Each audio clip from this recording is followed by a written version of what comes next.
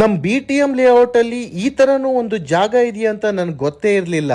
ಈ ಶಾಪ್ ಬಗ್ಗೆ ಓನರ್ ಏನ್ ಹೇಳ್ತಾರಂತ ಕೇಳೋಣ ಬನ್ನಿ.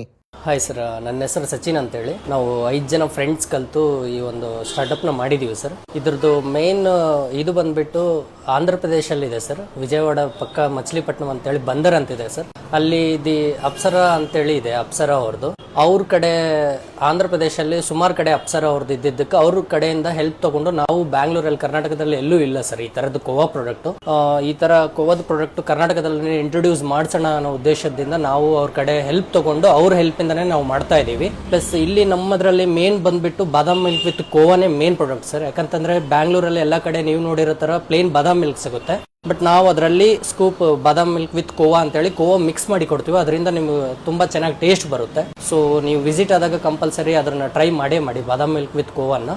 ಇದನ್ನ ನಾನು ಟ್ರೈ ಮಾಡಿದ್ದೀನಿ. BTM ಲೇಔಟ್ ಅಲ್ಲಿ ಇದ್ದಾಗ ಹೌಸ್ ಆಫ್ ಬಾದಾಮ್ ಮಿಲ್ಕ್ ಅನ್ನ ವಿಸಿಟ್ ಮಾಡೋದನ್ನ ಮರಿಬೇಡಿ.